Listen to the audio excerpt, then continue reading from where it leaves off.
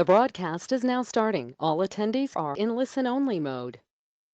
All right. Hello, everyone. Thank you for joining us for the fifth webinar of CIAC's 2021 webinar series.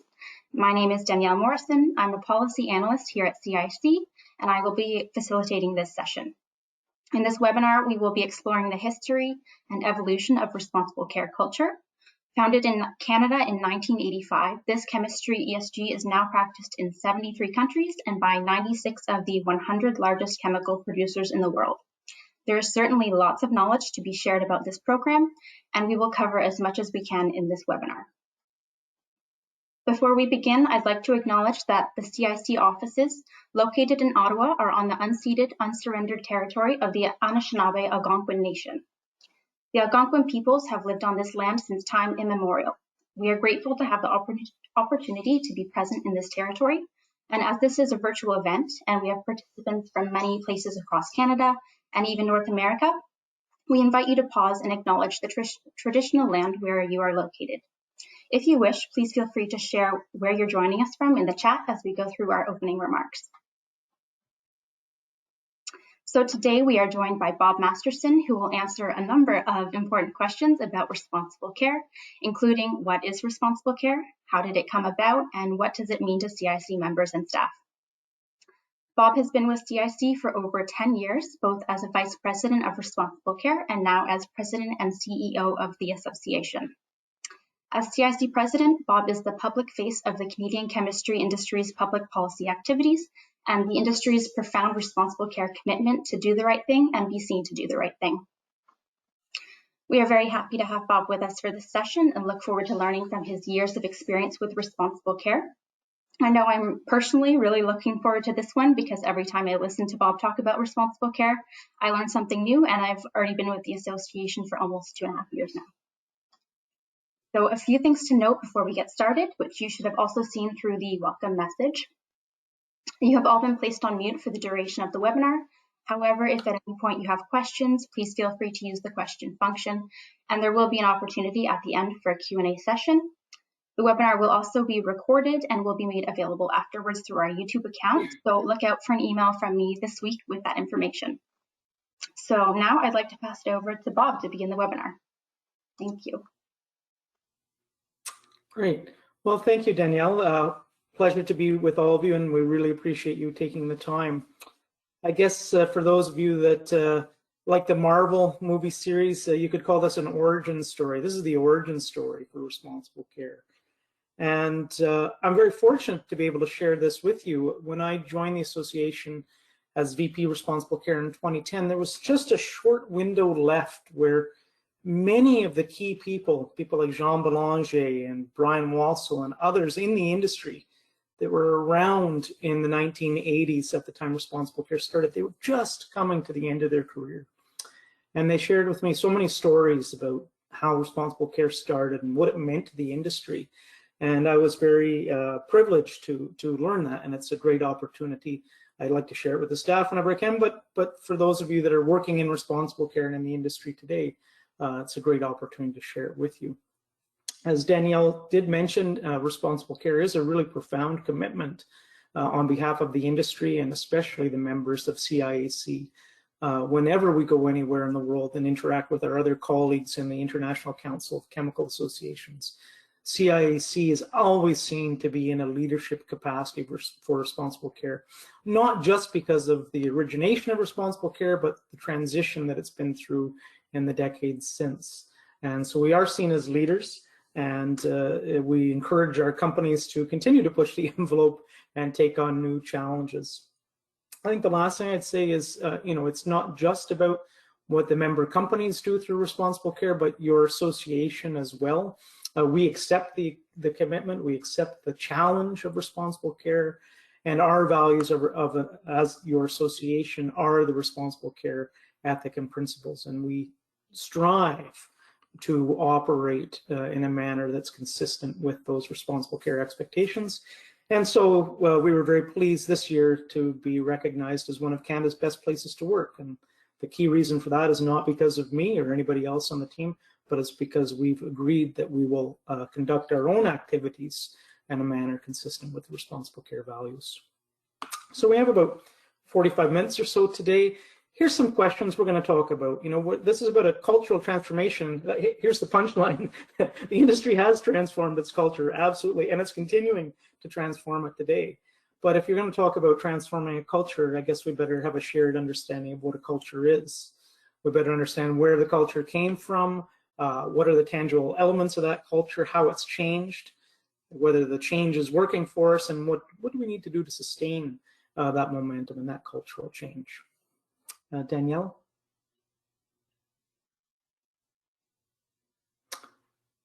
So we're just going to launch a poll asking how well do you know the history and reasons behind responsible care, just to get a feel of what our audience is today. So I'll just leave this open for a few moments and then I'll just share the results.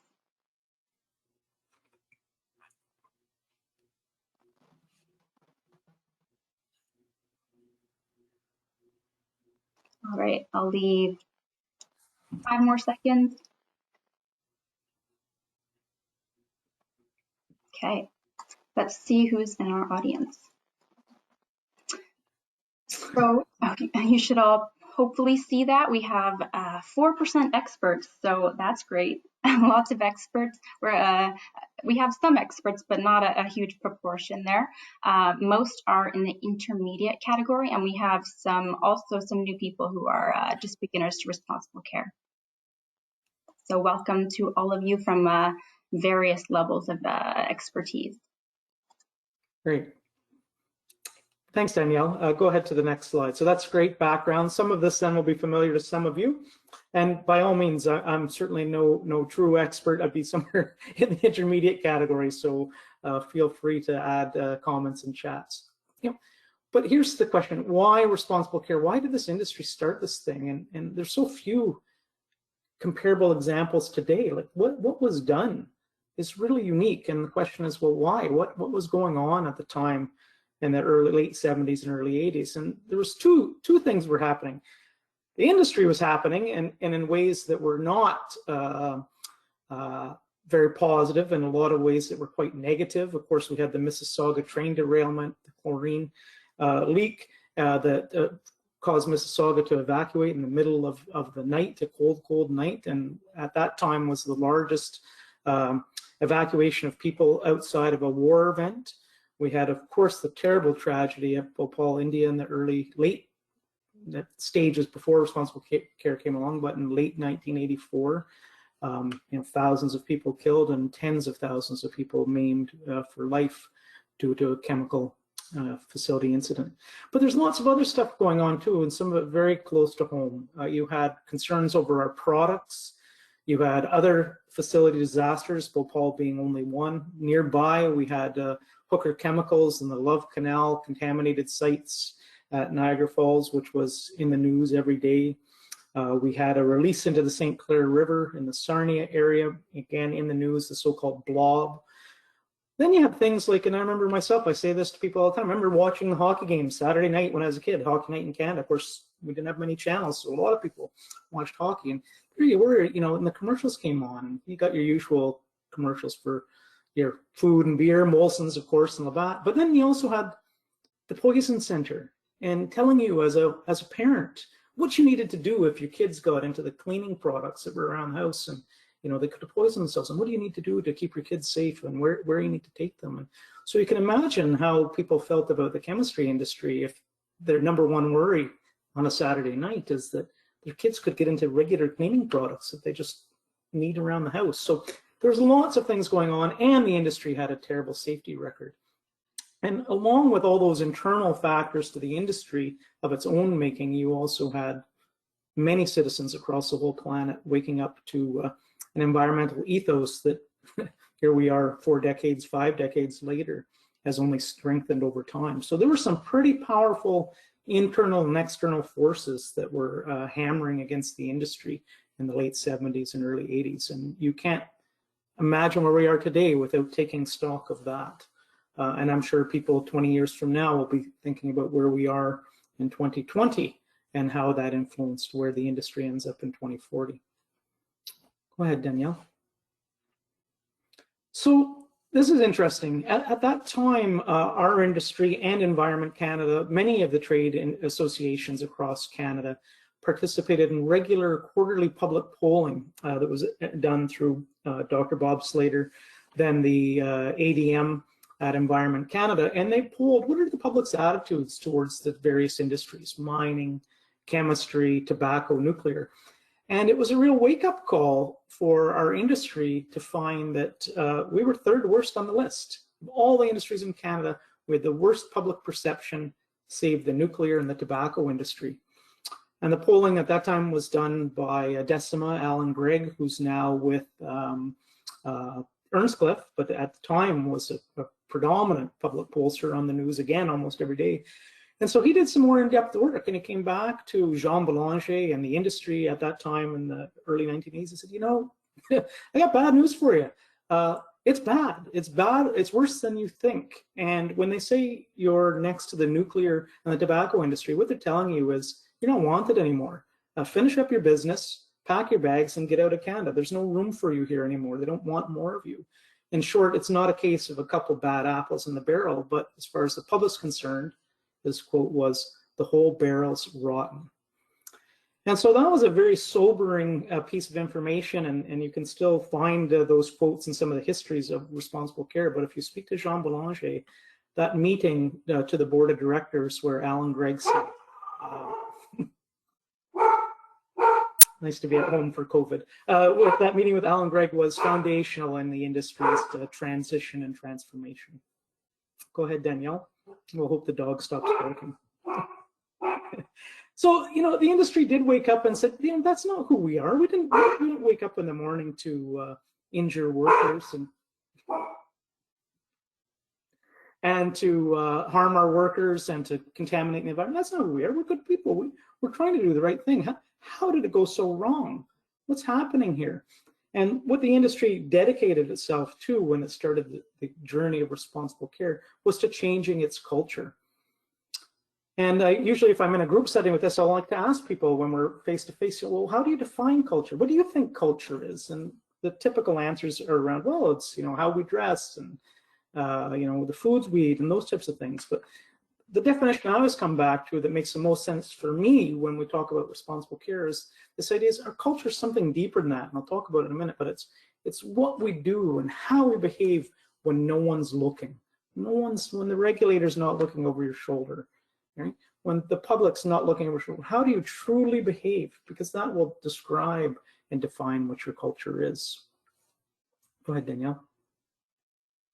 So there's lots of aspects of culture, and typically, again, when I ask this question publicly, university audiences or other audiences, they'll describe the aspects of culture that are visible. You know, if you think of an iceberg, 10% above the water, 90% below. Again, they'll talk about certain observable behaviors, the clothes we eat, what we wear, how we dress, those types of things.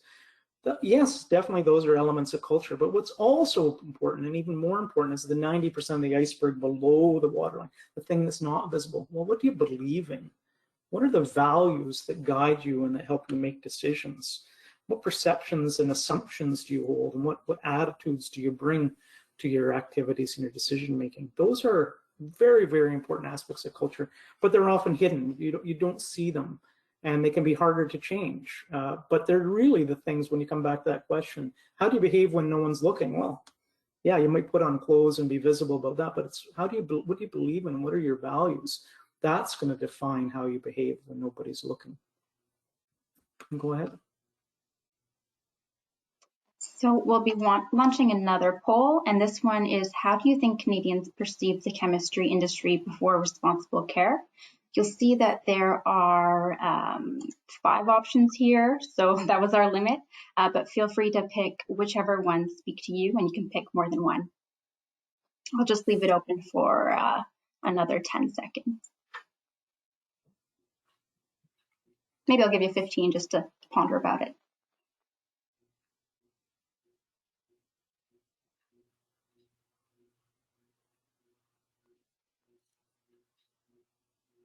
Okay, and I'm about to close it. So the results are kind of what I expected. I see mostly were seen as unpredictable, dangerous, and risky pre-responsible care. We did have a few people pick resilient and capable, but that was a very small proportion. So generally, I'm thinking it was not a very favorable view of the chemistry industry before responsible care. Good. And we'll talk about that in a minute, but certainly the resilient and capable, yes, there were a small portion of the population that did feel that way, but I would tell you there probably were people that worked in the industry, and that difference of how the public versus the industry perceived itself was also an important component of the responsible care transformation. Go ahead. Yeah, so I think that's the key message. The public defined the chemistry industry at that time as very risky, extremely risky. Again, next only to tobacco and nuclear. It was not a strong and positive public perception. So if we go ahead.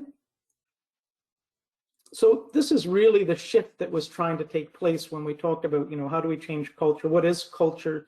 It's what we do, it's how we act, how we make decisions when no one's looking. And so we always talk about responsible care. We're really clear there's two parts here to the ethic, the responsible care ethic. Do the right thing and be seen to do the right thing. And we don't talk about it enough, but in the early days, everyone talked about a two-part ethic. It's not enough just to do the right thing, although that's a great place to start. It's necessary. You have to do the right thing. But equally important, if we're going to be seen to address our standing with the public, they have to see us do the right thing. Don't just do the right thing and don't talk about it. Do the right thing and make sure you talk about it. Make sure you show people, make sure they understand what you did and why you did it. And so that ethic, again, people skip over it really quickly. They say, oh yeah, responsible care ethic. Two really core things. Do the right thing, by all means, start to do the right thing, but make sure you're seen to do the right thing. And it's when we do that, and if we guide ourselves by that fundamental ethic, that's what has helped to shift the culture of the industry in some pretty profound ways that we'll talk to as this webinar goes along. Go ahead, Danielle. Now, I'm just going to pause here, and I'm going to give you two names. And the first one is Dr. Vince Cavello. And while responsible care did start in Canada, sometimes our neighbors to the south like to take the credit, but they'll usually correct themselves and say it did start in Canada. The truth is, once, like all things, once the Americans got involved, it moved really quickly, and they brought a lot of rigor to it. And one of the things that the Americans did, Canadians intuitively knew what we were trying to do and why, but they brought some academic rigor to it. And one of the people, and I'll talk about two of them here, and I really encourage you that any of you that really want to understand responsible care, Google these two names. These two individuals I'm going to talk about are still very active in the academic community. They're still the top ranked experts in their field. And they wrote and thought about responsible care extensively, and one of them still does today. But the first one was Dr. Vince Cavello, and he's an expert in risk communications, risk perceptions, and he was out of the University of Pittsburgh. And again, you can Google his name. Dr. Cavello still is a very active commentator on how to earn public trust and on risk communications. And he talked about two things. He's talked about the industry side, and then kind of come back to those of you who said the industry was capable and resilient. And if you go ahead, Danielle, you can start to fill this in. And the industry's view of itself was they were competent, and we'll stop there for a second. We're committed, and we're open. And therefore, isn't that enough? What do you mean? We're good at what we do. We're the experts. We know what we should do. We are trying to do the right thing. We want to reduce injuries. We want to reduce our emissions, and we've got programs to do that. And by the way, we talk to people about it. Isn't that enough? Like, why are we still not earning trust? And Cavello talked at length, not just our industry, but other industries as well. He talked about the key missing ingredient. And Danielle, if you bring that up. He said caring. And Cavello coined the phrase that we hear all the time still today. He says, that famous phrase, no one cares how much you know until they know how much you care. And so that was what he was getting at, is like, yeah, sure, tell people you're reducing emissions, tell people you're improving worker safety. But if you don't demonstrate that you actually care about those things, then no one's going to believe you, and they're certainly not going to trust you. And it was really important the way he positioned these things. Is like, you could be a little weaker on competence, a little weaker on openness, and a little weaker on commitment, but you can't be weak at all on the caring side, or you're not going to be able to earn that public trust. That's a 90-second condensed version of a whole series of lectures and papers that Dr. Covello did for the industry. And again, we have some of them in our CIAC archives, but they're also available online. But that fundamental idea of you have to demonstrate that you care. It's not enough to say you care. You have to show that you care. You have to show that you're aligned with societal values and expectations for your sector, for your company.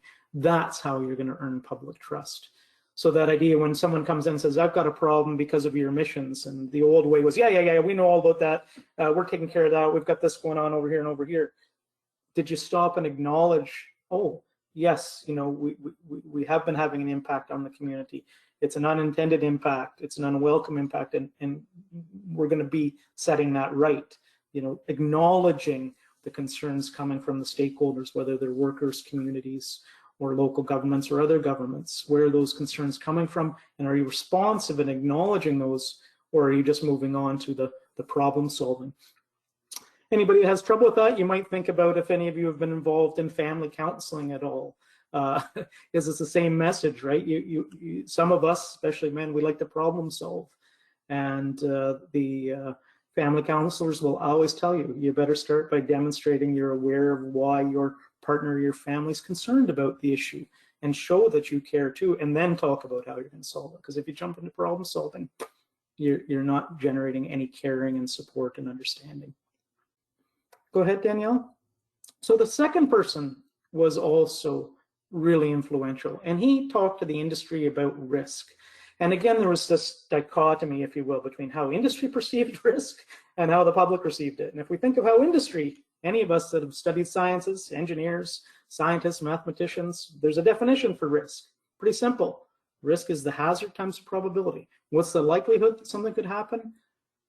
Times the consequences. That defines your risks for you. Pretty clear.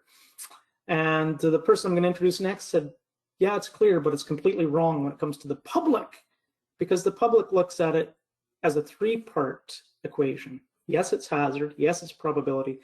But then it's the outrage factor. And Dr. Peter Sandman was the person that coined this outrage factor. In fact, he copyrighted it. You'll see on the next slide, Danielle. He talked about the 12 outrage components. And again, this is work that he actually did with the American Chemistry Council, that time the Chemical Manufacturers Association. And he got so much out of it that he extended his career, wrote papers, books, delivered lectures. You can still see him online. There's a whole series of lectures where he talks about stakeholder engagement at workshops he delivered for Rio Tinto, amongst others. And again, would encourage any of you that want to know more about how we got to where we did and why it's important to look at Sandman. And there's one activity in particular that CIAC members execute that is completely based on this. And it's the core of responsible care, the most difficult part of responsible care, and yet ultimately the most important. And I'll tell you that story in a second. So here's what Sandman said about risk and how the public perceives it, back to, again, the outrage factors. And he talked about, hey, if something is voluntary, if I've accepted a risk, I'm much more comfortable with it. I don't see it as risky. But if someone imposes a risk on me without my support, I haven't accepted it, it doesn't matter the risk, the hazard times the probability. If it's coerced on me, I naturally assess it as much higher. Same thing, natural versus industrial, right? No one wants to live beside a chemical plant, but a lot of people don't have problems living beside a volcano. Who could imagine that? You know, the concept, is it familiar? Something that happens all the time, getting in my car, driving down the road, smoking in the 1980s. Yeah, no big risk, happens all the time. People do it everywhere. Ooh, chemicals, chemical facilities, much more exotic. So you can go down this list, and there's 12 of these factors, and some of the other ones that are important, you know, the individually controlled versus controlled by others, right? Is the information I'm getting about the hazard times the probability, is that trust from a trustworthy source, someone I trust, i.e. they appear to care, or is it someone untrustworthy? So there's these 12 factors. And what Sandman said is, look, if you're trying to earn trust, and demonstrate that your industry is not risky business, but is something different, then you have to move yourself out of that column under risky over to the safe side. And usually, again, if I'm with our member companies and people who are new to responsible care, and I ask them to think through the responsible care codes and tell me, what is the one exercise that is entirely driven by these outrage components, and try to move from one side to the other. And eventually someone gets it. We're not in a position to be able to do that here, but it's, of course, your communication of your worst case scenario to the public, right? And we think when a new company joins CIAC, it's usually the last thing they do. They do it only after they've done their in-place verification, and they have to be pestered further by the verifiers to do it. Companies that have joined new, if they're going to leave before they complete responsible care verification, it's at that point. They've done everything else. All their management systems are in place. And they pause and they say, what do you mean I have to go talk to the people that are my neighbors and tell them that there's potential for me to harm them? Why am I doing this? Law doesn't require it. Nobody else wants me to do it. No other company has to do it. The propane facility down the street, they don't do it. Why do I have to go and tell people that I could harm them? And it all comes back to these outrage components, because once you've gone to the public, your near neighbors, and you've said, hey, I'm the guy next door, I operate that chemical plant, you know, let me tell you about what we do and where our products go. And let me tell you, like, there are parts of our process that have the potential to harm you and your family. But you know what? That's really unlikely to happen. Here's all the steps we take to make sure it doesn't happen. But nevertheless, incidents do happen. If something does happen, here's how you're going to be notified. Here's what you're going to be asked to do, shelter in place. Here's what all the other authorities know. And so what you've done, if you think about that exercise in these 12 factors, is you've actually addressed every single one of those factors. And you've moved the conversation from public perception of risk from risky to safe. I live beside a chemical plant. I'm not being coerced to stay there any longer. The risks aren't imposed by me. I voluntarily decided to accept them, right? As soon as we start to talk about it, and I know something about it, it's no longer exotic, it's a bit more familiar, right? It's knowable. So those are the factors that really guide that really difficult and important task of doing the community outreach, the public right to know around the hazards and the worst case scenario around our facilities. And people who often struggle with that, we bring up the Sandman exhibit, we show some of the older videos and papers from back in the 80s, and once in a while it resonates with people, and other times people say, I get you, but no, I'm not going to do this. It's not, it doesn't fit with who we are as a company, and they walk away, unfortunately. So, you know, we talk about responsible care being for the leaders of the industry, and it's that activity more than anything else that really shows the fundamental leadership of this industry. Let me pause and share, over the last 3 years, the team here at CIAC and some of the member companies were really engaged with Rio Tinto, who ended up becoming the first mining company in the world to apply this exact process to their tailings facilities and the communities that live downstream of their tailing facilities. Because you can imagine, every mine in the world that has a tailings facility, there's no expectation or obligation to go tell all the people, quote, downstream below the dam that something bad could happen in the middle of the night and they could have a catastrophic failure. But Rio Tinto, through the example by responsible care, now does that. And that's good news. Probably more organizations should. So go ahead, Danielle. So I share those two with you because those are really, really, really important academic foundations for responsible care. And we often get asked to share the responsible care story with other associations and other organizations. And we do. And the last thing I always tell them is, now forget everything I told you and go figure it out for yourself. Find your own Sandman, find your own Cavello, because there's people out there like that who can look at your own situation and figure out what you need to do. This is what was done for our industry and it's worked well for us, but it doesn't necessarily mean it works for everybody else. But those of you, again, who want the history and really want to have a technical understanding, if you will, of why we do the things we do, you really have to be familiar with those two writers.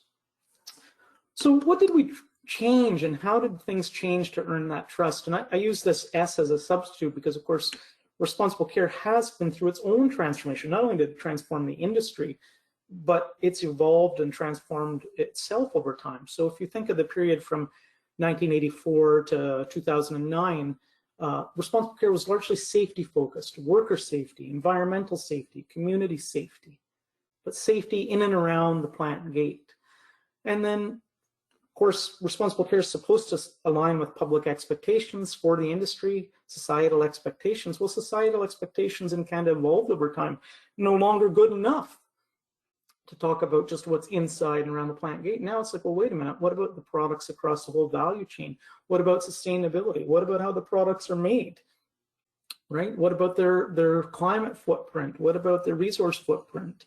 What about efficiency of energy? So those topics became quite relevant, and the industry took responsible care, did all the things it used to, but now put a broader scope on it. So it wasn't just plant safety, worker safety, public safety. It was now also sustainability.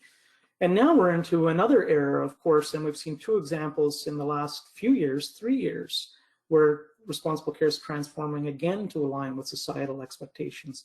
Of course, in 2019, we updated the responsible care codes to include expectations for companies to undertake engagement with Indigenous peoples in and around their sites, but elsewhere across Canada. Why? Well, because that's what Canadians expect from all leading businesses in Canada, that they're going to be engaged in with Indigenous peoples in the drive and strive for reconciliation. And then similarly, if you want to broaden that a little bit deeper, in the last year, of course, starting mid last year, all of the conversations around diversity, equity, and inclusion. And some would say they're a fad, others would say they're long overdue. It doesn't seem like those are going away. And again, it's become an expectation for leading companies in Canada, which our members see themselves as, that they'll be engaged in those conversations. So now you've gone again, responsible care was S for safety, then it was S for safety and sustainability. Now it's triple S, safety, sustainability, and ESG. And what the industry trying to do is move from the idea of S, safety, sustainability, ESG, was a cost to no, it's not a cost, it's an investment. It's an investment for our future. Or you had a safety person in the 1970s. Now everybody, even the people in the offices, do safety. If they don't work for your companies for very long. Back to that question about, well, what is a culture and the importance of value? Priorities aren't part of your culture. There's something you do when it's convenient, and you'll change your priorities when you need to, but you don't change your values. So safety was a priority. Now it's inherently a value in every one of the companies that's engaged in responsible care. One of the most important ones was this idea that we know safety best, or we know ESG best, or we know sustainability best. And the answer is no, we don't. So what do responsible care companies do? Well, they looked outside for those best practices, whether to each other, to their own companies, their peers in the industry, or even to leading companies outside. The idea that you move from every company does this themselves, and I'll come back to this point too. You know, responsible care is really about a mutual reinforcing effort amongst collaborators, not a fight amongst competitors. And our industry is extremely unique in that, and Canada in particular is extremely unique. And you move from fighting your critics to engaging the toughest critics you have, and CIAC and the members certainly do that through our national advisory panel, but other engagement processes. So that was a core part of earning that trust, is moving from how, you know, we usually have this, if you look inside the responsible care commitments in the book, we talk about the responsible care ethic, that's all the stuff in green, and the other ethic, that's the stuff in red. It doesn't say the stuff in red is unethical, it just says it's not the responsible care ethic, it's something else, but it's not responsible care. And if you want a clear example of that, I'm not going to name the company, but one of the largest chemical companies in the world with a good sized footprint in Canada does not subscribe to the responsible care ethic. It does not belong to CIAC and won't. Their corporate value isn't responsible care. Their corporate value is 10,000% compliance. I will comply with 100% of the law, 100% of the time, period. So in other words, if it's not the law, I'm not doing it. And by the way, I'm going to fight the law every chance I get so the regulations don't get more strict. So there is another ethic. It's not unethical, but it's just not responsible care. And responsible care, very clear what it's expected to be. Go ahead, Danielle. So where are we today after this cultural transformation? Well, we're recognized by the UN as a best practice and corporate responsibility. We now have responsible care, which grew out of a little tiny seed here in Canada, in Sarnia specifically, and now it's propagated across the entire world. We have responsible care programs like CIACs in 70 different countries worldwide, more than 70 countries worldwide. And we have a responsible care global charter, and it isn't just done at the association level. This is, again, a profound commitment by the chemistry industry itself. And we have 95% of the CEOs of the 150 largest chemical companies that have committed publicly to implementing responsible care wherever they have significant business operations anywhere in the world. And you're really seeing this now pick up steam. You're seeing companies, even some of our own companies, that made in Canada companies that are saying all my sites worldwide will be RC 14000 certified. So it's really grown from something that was unique to Canada to something that's become a standard, a true global standard for the chemistry industry worldwide. And of course, it's a condition of membership in our association. You cannot be in CIAC, a club of leaders, unless you're willing to position yourself and maintain the responsibilities and accountabilities of being a leader. And, you know, hopefully everybody on this call knows, but definitely it also requires third-party verification every 3 years of the management systems and the performance and practices that sustain responsible care. And that's an important thing too. And along with that is the idea of an annual recommitment. And so why is that important? Well, through COVID, the last 3, 4 years, 5 years perhaps even, you've seen the pace of change of leadership slow down a little bit. But for many years, you know, even in our own association, we would have a third of our leadership turnover every year, a quarter to a third. So you're constantly getting new people in. And well, what's the mechanism for those folks to know what their company is committed to and what the expectations are? Well, one, you recommit to it annually, so that the new person has to commit to it. They should be asking questions. What is it I'm committing to? Where are we at with that? And two, to put yourself under the public scrutiny of a verification to demonstrate not that it's you're meeting your public commitment for the things you said you would do. Go ahead, Danielle. This is one of the things I always say to people, like, there is an immense amount of machinery behind responsible care. And this is just a small list. The staff here may talk about this all, but there is an immense amount of machinery behind responsible care. And we take a lot of it for granted. And I could talk for hours about each and every one of these. We've already talked about the CEO commitment and the idea of ownership and leadership from the top. Equally important, it's ownership and leadership from the member companies, not the association. Every association that's come to us and talked about a responsible care type commitment in their own group, we've said clearly, do not make it about the association. They're not the ones making the commitment. It has to be the member companies. They have to own it, and they have to be seen to publicly own it. Some have done that. We look to the forestry sector and the work they've done with sustainable forest management, much like responsible care, that's owned by the companies. And the same thing in recent years with the mining sector and towards sustainable mining. Definitely top-down leadership. You compare and contrast that with initiatives like the Canadian Association of Petroleum Producers with their Responsible Canadian Energy program they had at one time, or the Canadian Energy Pipelines program before they were defunct with their Integrity First program. They were association-led programs and they just couldn't be sustained. So if you really want to sustain the cultural transformation, it has to be constantly owned and reinforced from the top of the companies, not from the association. But the one that really, really, really sets responsible care apart, and Canadian responsible care apart compared to any other similar, and nothing is similar, but anything else that's even closely comparable for sector-wide initiatives, is the one that's circled here, the concept of mutual support and peer pressure. So in 1985, if you can imagine, what the industry did and said that they did is they said, we will no longer compete on the basis of safety performance. We will no longer compete for talent or for market based on how we perform in safety.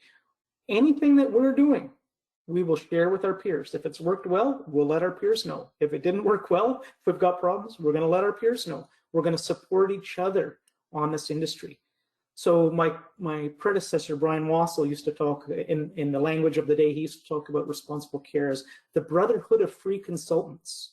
If you had a challenge, if you had something going wrong, if you had a need, you didn't hire a consultant, you didn't pick up the phone and spend tens of thousands of dollars. You called CIAC and you said, hey, Bob, you know, we got a problem here. We're not managing our spent containers properly. You got somebody that could help us with that? And all we do at CIAC is we send a note out to the rest of the member companies. We say, hey, member company has a need, wants to know about policies and procedures for managing spent containers. And within a half an hour, within an overnight, you've got 4 or 5 companies that tell them to call me. We'll share everything we've got. And that happens over and over and over, probably nearly once a week, but certainly a few times a month, where a member company will call us and say, I have a need. Can you get somebody to help me? And they do. They just give it. They even take their time. They send their people, if necessary, to help their peers deal with responsible care matters. So that mutual support is phenomenal. So you think of things we have like our safety network, the SHARE network, or our process safety network, our stewardship network. And what happens in those processes? Companies, in our leadership groups as well, companies come forward and say, you know, let me tell you about something happened to us, right? Maybe a hand got caught in a piece of machinery or whatever. It's like, here's what happened. Here's why it happened. Here's what we did to make sure it doesn't happen again. And here's what you need to think about when you go back to your own operations. And that, in a nutshell, is the key value proposition for many companies to be involved in responsible care. I'll give a little shout out here to our friends at Methanex. 2 or 3 years ago now, well, maybe it's a little longer, 3 or 4 years ago, they were doing demolition, if you will, on a tank on their facility that was no longer being used. And ended up there was a fire inside there that gave off some hazardous fumes because there was a liner. And this tank had been out of service for so long, no one had really thought about it. People at Methanex put together a fantastic video. You can still find it on their website. They showed it to every one of the leadership groups.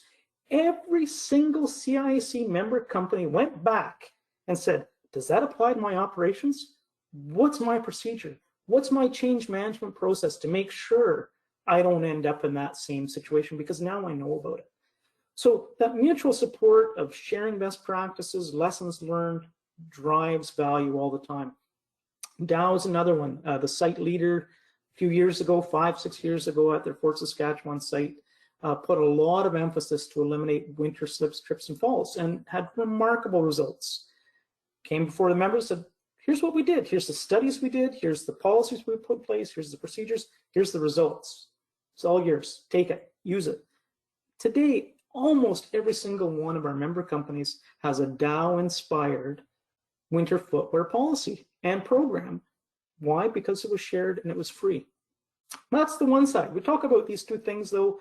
I'll be honest with you, the 2 pieces, mutual support and peer pressure, we say they're the twin pillars of responsible care. Mutual support gets the most attention, people like it. There's the other side, there's the peer pressure. And you see this more in the leadership groups and certainly at the board level, where from time to time a company isn't meeting its responsible care expectations. And it's not the association's job to tell them that, but their peers will. Their peers will say, hey, come on, you need to pay more attention to this because you're having an impact on the reputation of the industry as a whole. I remember a great story that Brian Wassell used to share from the late 90s, well, I guess mid-2000s, just before I joined, and it was a company that was doing its responsible care verification, and they didn't complete it. And one of the reasons they didn't complete it is the verifier said, well, you don't have a transportation safety management system. You're not screening your carriers. And the company came up before the leadership groups and said, well, I don't understand this. I don't have a hazardous good. In fact, it's road paint. It's meant to be spilled on the highway.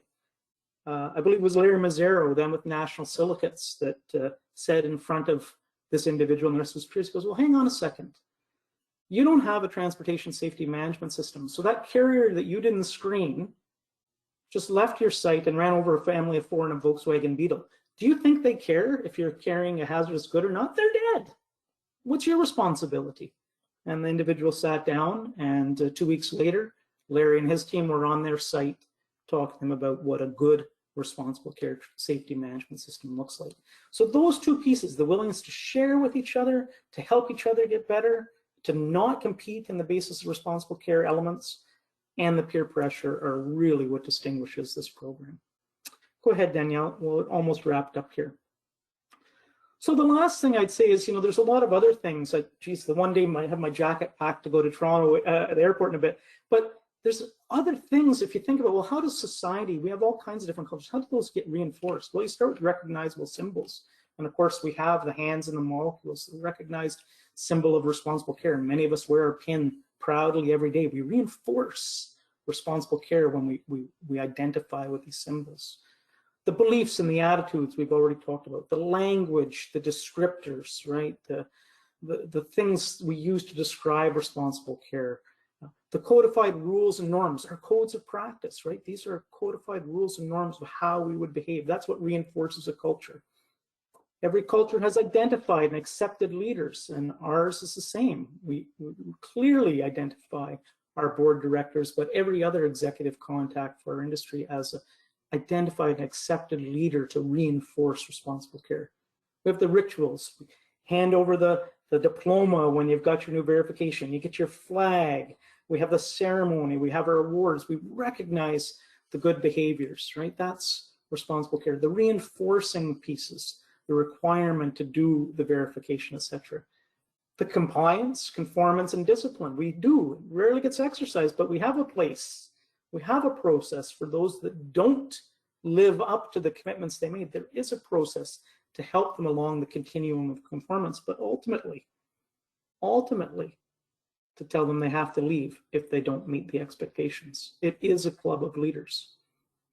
And then finally, one last thing we have that helps to reinforce the culture of responsible care is the idea of external and critical perspectives. Because all those other things, you can have all those other things, and you might think about it, it's a fine line between having a cult and a culture, right?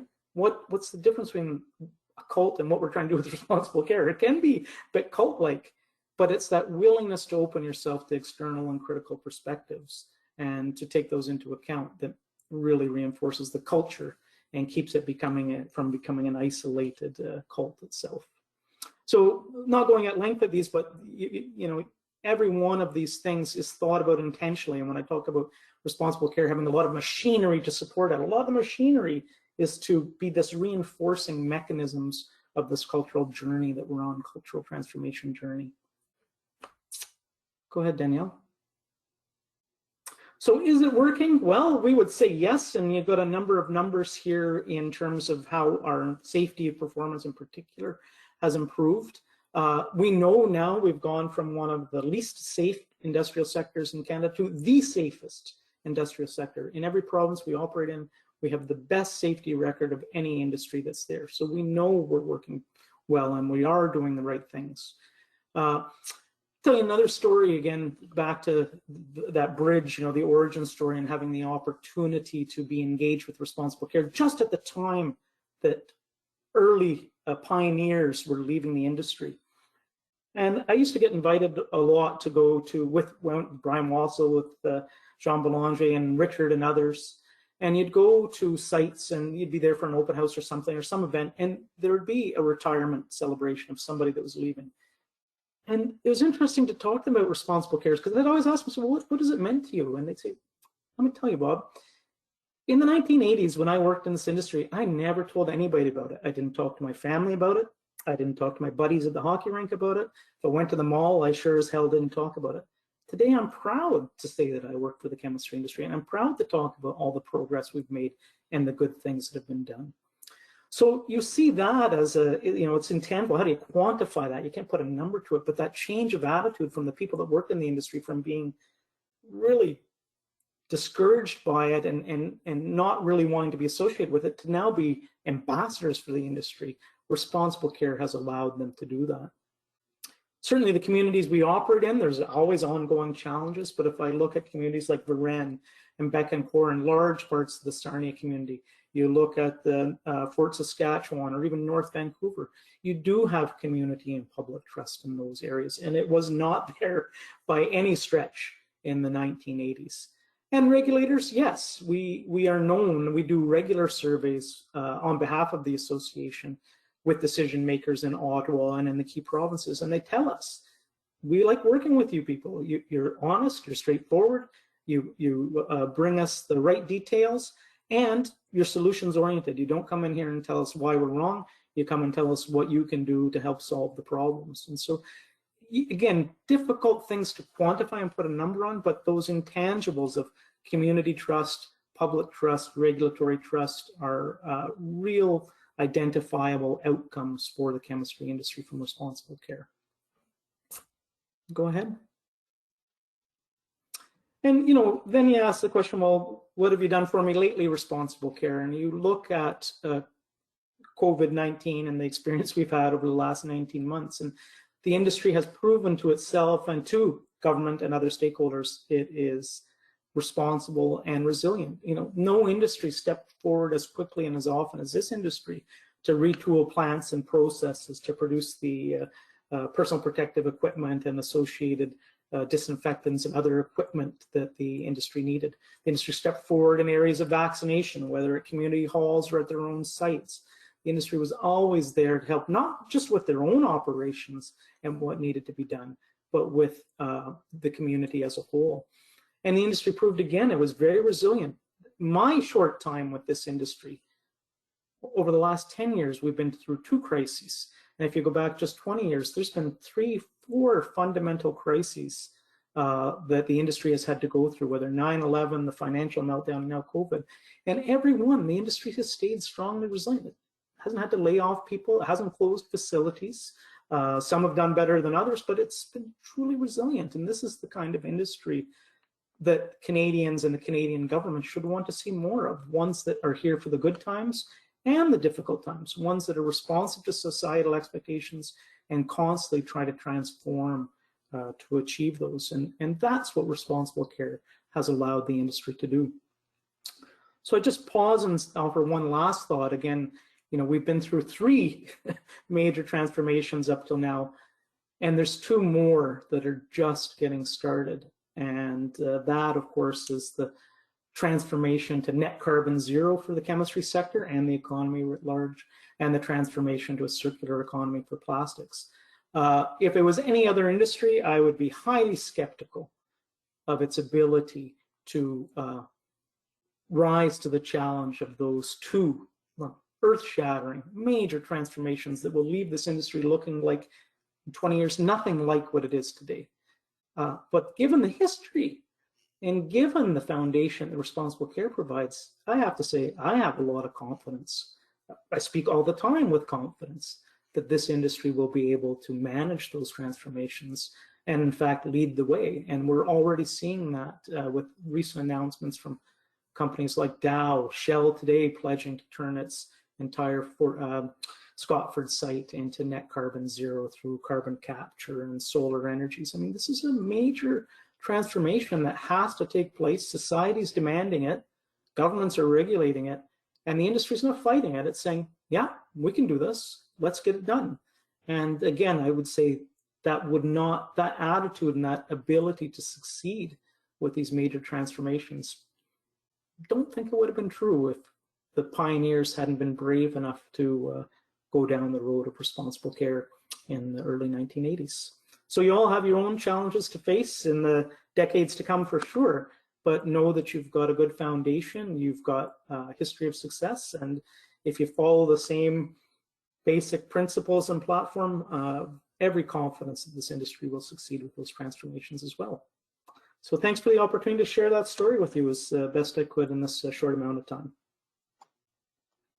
All right, thank you, Bob, for that presentation. Now, so we're going to move into the Q&A section, but before we start asking Bob questions, we do have a question for the audience, which is, do you feel you have a better understanding of responsible care following this presentation? I'll just wait a few seconds more.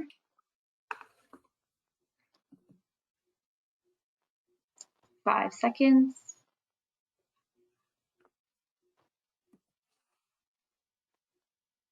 Okay, so it looks like a good chunk of you learned and have a better understanding of responsible care or learned something in this presentation.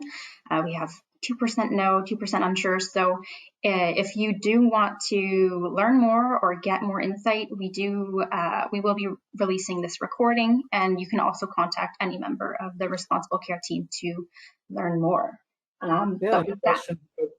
Any questions about specific code elements and how they're interpreted or anything like that, we're happy to be at your disposal. And if we don't have the answers, we've got a whole industry of people behind us who do have them. Exactly. And we do have a few minutes for questions now. So if you have a question that you wanted to ask, feel free to add it to the question tab. We have one question already, which is, will we get a copy of the PowerPoint? We can do that. We will be for sure releasing a recording, so you'll have a copy through the recording. But we could possibly follow up with the PowerPoint. Sure. Sounds good. I have another question here, which is, how does CIC currently interact and collaborate with ACC, the American Chemistry Council? Great. Well, can you hear me, Danielle? Yep. Okay, yeah, sure. So the short answer is every day and on everything. And one of the driving forces for CIC is to recognize that our industry is a highly integrated industry across North America. And wherever possible, we want to make sure the policy and regulatory environment is harmonized and integrated as well. Sometimes, regulators don't want to do that, but to the degree we can, that's what we strive to do every day. So if the Canadian government's coming up or a provincial government with a proposal to do something, the first question is, what's the position of the American Chemistry Council? Are they dealing with this? What's their position, and how can we make that relevant here? So that's overall as an industry. But then when it comes to responsible care, yes, we interact with them on an ongoing basis as well. And in recent years, as most of you will know, we have taken the step to recognize the American approach to responsible care here in Canada. So any CIC member company that wishes to meet the responsible care commitments by doing the RCMS, Responsible Care Management System, and certification, or the RC 14000 system and certification, if they apply that to their Canadian operations, we recognize that as equivalent to our own CIC responsible care. So there's been a whole process of interaction and signing of a memorandum of understanding with the ACC that allows us to do that. But if there's anything specific you want to know how we interact with them, just give us a call and we're happy to talk to you about it. Thank you. And I actually have a comment coming next from one of our verifiers. So they wanted us to mention that RC reports are in the public domain, and we are actually the only country in the world who publishes a report unedited, and this is definitely something to be proud of. So just for everyone's information. Excellent. Yeah, good point. Thank you. We've got 2 minutes left, so I might just ask one more question, and that is, my question is related to ESG. Do you foresee additional code elements that will hold members to a higher standard, perhaps, in relation to ESG? Yes, it's hard to predict what it will be. I think a more general question is, okay, we've been through a major transformation of responsible care in 2010. Now we've added 2 additional expectations, one around Indigenous engagement, finalized, approved by the board. We're in the late stages of doing the same for diversity and inclusion. Is something else going to come up? Absolutely. What is it? I don't know. But again, the idea of responsible care is intended to be responsive to societal expectations for the industry. So what are you asking me? Are society's expectations for this industry going to evolve? Absolutely. Absolutely. And is responsible care going to move to adjust to those? Absolutely. How often will those new components come up? And tougher to say, but yeah, if anything we know about today, the pace of change in an industry like ours, it's only accelerating. It is certainly not slowing down. And ESG appears to be a driving force that is not going away anytime soon either. So yes, foreseeable that there will be more elements there. So we did have a few questions pop up in the chat just while you were answering. So we will take those offline and we'll answer those through our follow-up email if that's all right with everyone, just because we're running short on time. So I just want to end by thanking our presenter, Bob, again. And as you all know, when it comes to responsible care, the learning process never really ends as we strive for continuous improvement in everything we do. So if you would like to learn more about responsible care, please do feel free to check out our website or reach out to me directly, and I can provide more information or direct you to another member of the responsible care team. And also, please feel free to contact me if you would like to host your own webinar with CIAC to showcase your work. Now, before we close it, did you have any final thoughts, Bob? Well, just thank you, Danielle. And honestly, it's a privilege and an honor for me to talk about responsible care. It's just remarkable to be associated with it. I can't take any responsibility for it. It's what the members did, and people like our verifiers and panelists that work with the industry to do the right thing. So the honor is to represent them, to talk about this important initiative. And it really is an important force within the association in recruiting and retaining people. There's a strong affiliation for responsible care across the entire association. And the credit for that, again, is with the member companies that make this profound commitment publicly every year. So thank you. Great. Well, thank you everyone again, and have a great day. Bye.